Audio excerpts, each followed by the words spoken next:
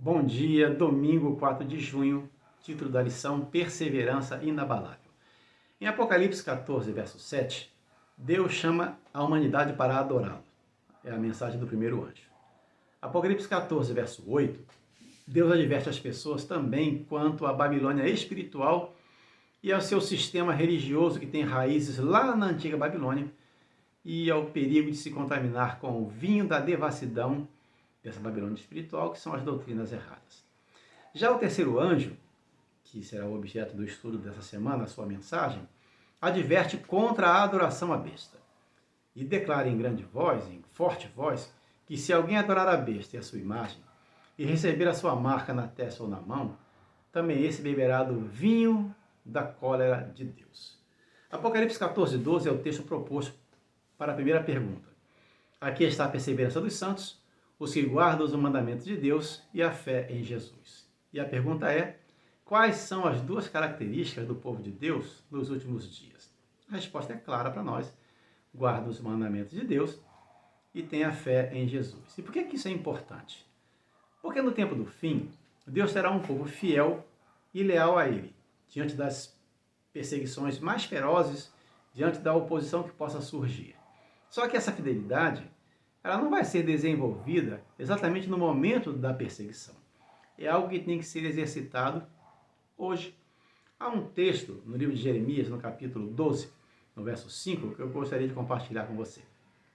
Se te fatigas correndo com homens que vão a pé, como poderás competir com os que vão a cavalo? Se em terra de paz não te sentes seguro, que farás na floresta do Jordão? Ou seja, se sucumbirmos ante as pequenas tentações da agitação diária, como poderemos fazer frente às terríveis tribulações que nos sobrevirão no futuro? Se não pudermos fazer frente às situações do presente com fé e confiança, como poderemos suportar as quase intoleráveis dificuldades e os enganos quase irresistíveis que se apresentarão durante o tempo de angústia? O conflito final é sobre lealdade, é sobre a adoração. E no centro desse conflito está justamente o memorial da criação, o sábado. Romanos 8, 1 a 4, Efésios 2, de 8 a 10 e Colossenses 1, 29 são os textos propostos para respondermos a segunda pergunta. São muitos textos, vamos ler um deles. Efésios 2, do 8 ao 10 diz assim: porque pela graça sois salvos, mediante a fé. Isso não vem de vós, é dom de Deus. Não de obras, para que ninguém se glorie. Pois somos feituras dele, criados em Cristo Jesus para boas obras, as quais Deus de antemão preparou para que andássemos nelas. E vem a pergunta, o que essas passagens nos ensinam sobre o resultado de viver pela fé?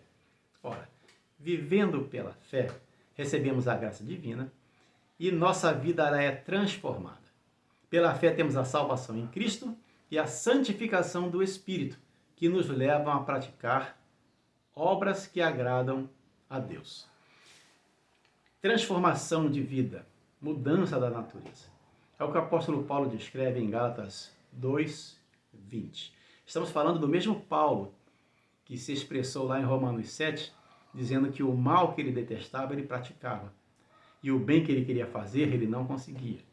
Mas que ele lutava contra si mesmo, usando o poder de Deus para vencer as suas tentações, né? A sua natureza carnal, melhor dizendo. Ele disse lá em 1 Coríntios 9, 27, eu esmurro o meu corpo e o reduzo à servidão, para que vindo pregar a outros, não venha eu mesmo a ser desqualificado. E agora em Gálatas 2, 20, ele diz, logo, já não sou eu quem vive, mas Cristo vive em mim. E esse viver que vivo agora na carne, vivo pela fé no Filho de Deus, que me amou e a si mesmo se entregou por mim. Que seja essa a nossa experiência.